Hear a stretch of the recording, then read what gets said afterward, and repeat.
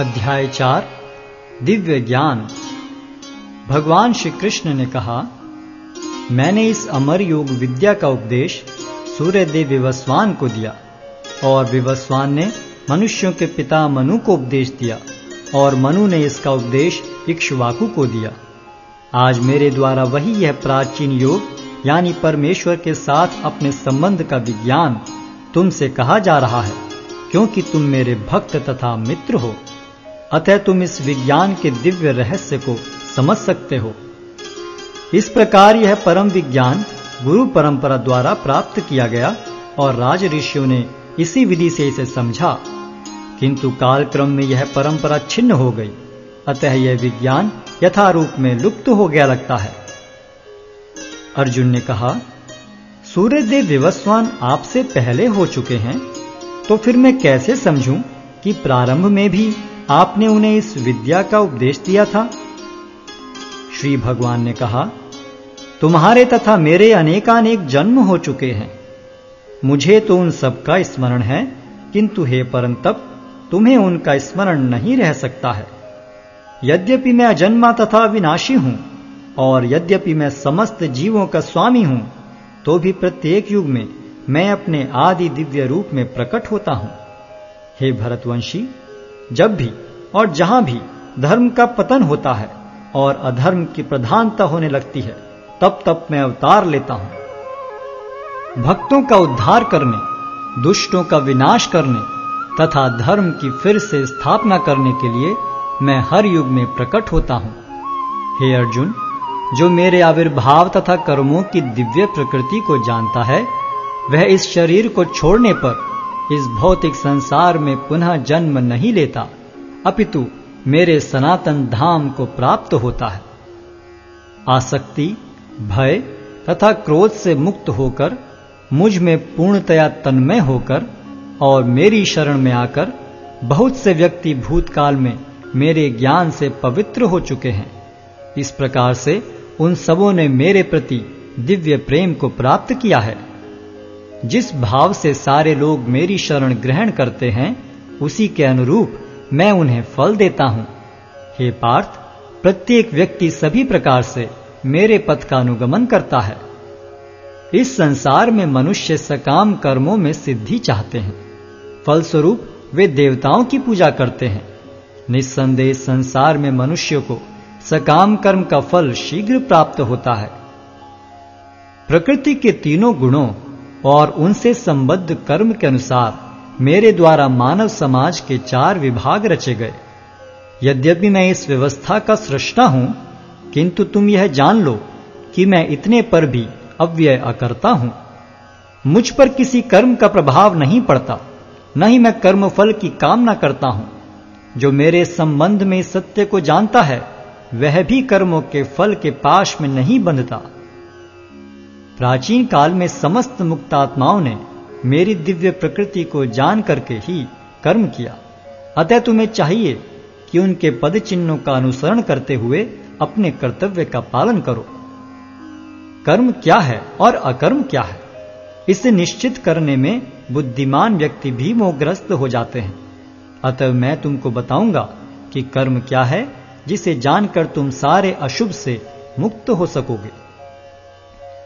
कर्म की बारीकियों को समझना अत्यंत कठिन है। अतः मनुष्य को चाहिए कि वह यह ठीक से जाने कि कर्म क्या है, विकर्म क्या है और अकर्म क्या है। जो मनुष्य कर्म में अकर्म और अकर्म में कर्म देखता है, वह सभी मनुष्यों में बुद्धिमान है और सब प्रकार के कर्मों में प्रवृत्त रहकर भी दिव्य स्थिति में रहता है। जिस व्यक्ति का प्रत्येक प्रयास इंद्रिय तृप्ति की कामना से रहित होता है, उसे पूर्ण ज्ञानी समझा जाता है। उसे ही साधु पुरुष ऐसा करता कहते हैं, जिसने पूर्ण ज्ञान की अग्नि से कर्म फलों को भस्मसात कर दिया है। अपने कर्म फलों की सारी आसक्ति को त्याग कर सदैव संतुष्ट तथा स्वतंत्र रहकर वह सभी प्रकार के कार्यों में व्यस्त रहकर भी कोई सकाम कर्म नहीं करता। ऐसा ज्ञानी पुरुष पूर्ण रूप से संयमित मन तथा बुद्धि से कार्य करता है, अपनी संपत्ति के सारे स्वामित्व को त्याग देता है और केवल शरीर निर्वाह के लिए कर्म करता है। इस तरह कार्य करता हुआ वह पाप रूपी फलों से प्रभावित नहीं होता है। जो स्वतः होने वाले लाभ से संतुष्ट रहता है, जो द्वंद्व से मुक्त है और ईर्ष्या नहीं करता, जो सफलता तथा असफलता दोनों में स्थिर रहता है, वह कर्म करता हुआ भी कभी बंधता नहीं। जो पुरुष प्रकृति के गुणों के प्रति अनासक्त है और जो दिव्य ज्ञान में पूर्णतया स्थित है, उसके सारे कर्म ब्रह्म में लीन हो जाते हैं। जो व्यक्ति कृष्ण भावनामृत में पूर्णतया लीन रहता है, उसे अपने आध्यात्मिक कर्मों के योगदान के कारण अवश्य ही भगवत धाम की प्राप्ति होती है, क्योंकि उसमें हवन आध्यात्मिक होता है और हवि भी आध्यात्मिक होती है। कुछ योगी विभिन्न प्रकार के यज्ञों द्वारा देवताओं की भली भांति पूजा करते हैं और कुछ परब्रह्म रूपी अग्नि में आहुति डालते हैं। इनमें से कुछ विशुद्ध ब्रह्मचारी श्रवणादि क्रियाओं तथा इंद्रियों को मन के नियंत्रण रूपी अग्नि में स्वाहा कर देते हैं, तो दूसरे लोग इंद्रिय विषयों को इंद्रियों की अग्नि में स्वाहा कर देते हैं। दूसरे जो मन तथा इंद्रियों को वश में करके आत्म साक्षात्कार करना चाहते हैं, संपूर्ण इंद्रियों तथा प्राणवायु के कार्यों को संयमित मन रूपी अग्नि में आहुति कर देते हैं। कठोर व्रत अंगीकार करके कुछ लोग अपनी संपत्ति का त्याग करके कुछ कठिन तपस्या द्वारा, कुछ अष्टांग योग पद्धति के अभ्यास द्वारा अथवा दिव्य ज्ञान में उन्नति करने के लिए वेदों के अध्ययन द्वारा प्रबुद्ध बनते हैं। अन्य लोग भी हैं जो समाधि में रहने के लिए श्वास को रोके रहते हैं। वे अपान में प्राण को और प्राण में अपान को रोकने का अभ्यास करते हैं और अंत में प्राण अपान को रोककर समाधि में रहते हैं। अन्य योगी कम भोजन करके प्राण की प्राण में ही आहुति देते हैं। ये सभी यज्ञ करने वाले यज्ञों का अर्थ जानने के कारण पाप कर्मों से मुक्त हो जाते हैं और यज्ञों के फल रूपी अमृत को चखकर परम दिव्य आकाश की ओर बढ़ते जाते हैं।